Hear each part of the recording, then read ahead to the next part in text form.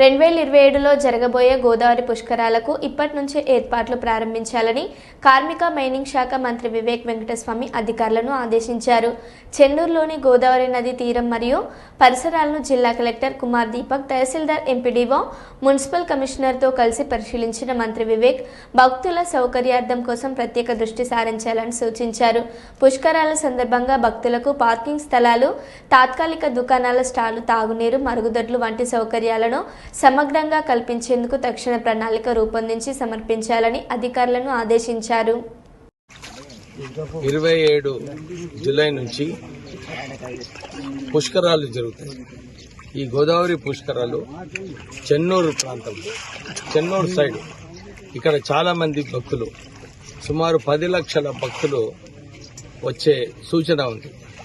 ఈ భక్తులకు ఏ ఇబ్బంది లేకుండా వసతులు కల్పించాలని చెప్పి మొదలే ప్లానింగ్ చేయాలని ఈరోజు కలెక్టర్ గారు, నేను, మా చెన్నూరు నియోజకవర్గ నాయకులందరం కూడా ఇక్కడ రావడం జరిగింది.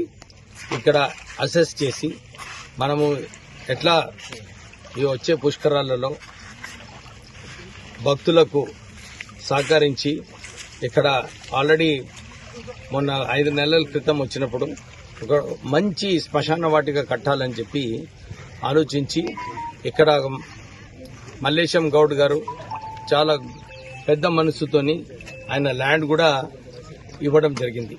వారికి కంపెన్సేషన్ కూడా కలెక్టర్ గారు మొన్న శాంక్షన్ చేసి పేమెంట్ కూడా అయ్యింది.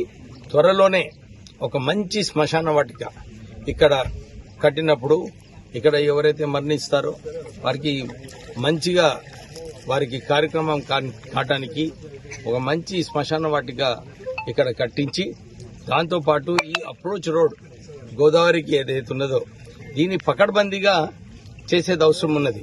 ఈ వర్షాకాలం తర్వాత ఈ రోడ్ కూడా పకడ్బందీగా చేసినప్పుడు వచ్చే పుష్కరాలలో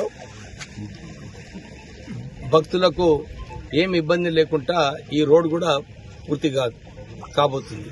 ఈ వచ్చే పుష్కరాలలో కూడా అందరూ బండ్లు తీసుకొచ్చేది అవసరం లేదు. ఎవరైతే పెద్ద మనుషులు ఉన్నారో వీళ్ళందరికీ సెపరేట్ ట్రాన్స్పోర్టేషన్ ఇచ్చి సెపరేట్ ట్రాక్ పెట్టి వారు వచ్చి పోవడం జరుగుతుంది. మొన్న వేలాలో కూడా మన మహాశివరాత్రి నాడు అదే కార్యక్రమం తీసుకున్నాం. అక్కడ ఎవరి బండ్లు కూడా ఇంక్లూడింగ్ ఎమ్మెల్యే బండి కూడా పోలేదు. ఎందుకంటే ఒకసారి విఐపి బండి పోతే 10 బండ్లు వస్తాయి, ప్రజలకు ఇబ్బంది అవుతుంది. అందుగురించి ఈసారి కూడా పుష్కరాలలో ఎవరి బండ్లు, మంత్రి బండ్లు గాని, నా బండి గాని, ఎవరి బండ్లు కూడా అలౌడ్ ఉండదు. కేవలం భక్తులు నడుచుకుంటూ రావాలి, ఇక్కడ పూజలు చేసుకుని పోవాలి. ఎవరైతే నడవలేరో, మెడికల్ ప్రాబ్లమ్స్ ఉన్నాయో, పెద్ద మనుషులు ఉన్నారో వారికి సెపరేట్ ట్రాక్ చేసి వారికి కూడా సౌలభంగా ఈ ట్రాక్ పెట్టి బండ్లు పెట్టి వారికి కూడా మంచి దర్శనం ఇప్పించే సిస్టమ్ పెట్టబోతున్నాము. సో అందరు కూడా ఈ గోదావరి పుష్కరాలు చెన్నూరు సైడ్ చాలా మంది భక్తులు వస్తారు. వాళ్ళందరికీ కూడా ఈ ఫెసిలిటీస్ కల్పిస్తాం. Thank you.